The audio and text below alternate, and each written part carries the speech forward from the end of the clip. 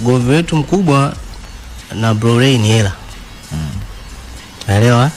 Ni hela, na why tumegombana kisa hela. Bro, mimi nilikuwa nalala studio ile. Nilikuwa sina sehemu ya kukaa. Kama msanii wa lebo. Sina sehemu ya kukaa. Nalala studio na vizia kina Stukizi wamemaliza kurekodi. Na wao wanaondoka kwao, mimi ndo nalala chini.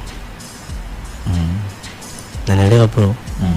Nikaenda ile hali labda ngikosa usiku labda Mzava akiwa hana mchumba tuseme kwake, ndo naweza nikasema nikaenda kwa Mzava nikalala. Lakini sasa Mzava ni mtu watoto sana, kwa hiyo kupata muda kulala kwa Mzava inakuwa ni mara chache sana.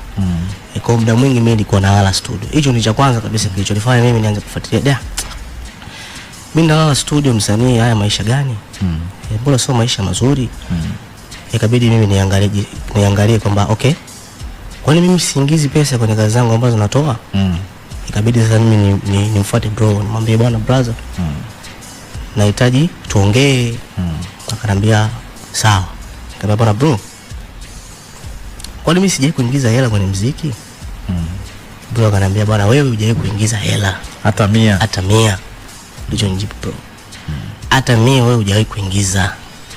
Akasema kweli? Na maana zile namba si viewers zinazoenda ni fake, labda ni views fake. Akaniambia wewe jua tu hujai kuingiza hela, kwanza umetia sana kampuni ya sawa. Kafikiria akasema basi bro, basi sawa, mimi naomba nisaidie nipangie hata nipate sehemu ya kulala. Mimi msanii kuwa nalala kwa studio sio kitu kizuri.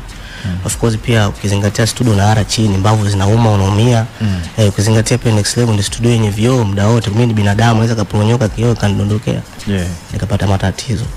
Kwa hiyo nikamwambia, akaniambia ndugu wangu sina hela, kampuni pia haina hela, mimi sina hela. Hiyo ni mwaka gani? Sorry, mwaka gani?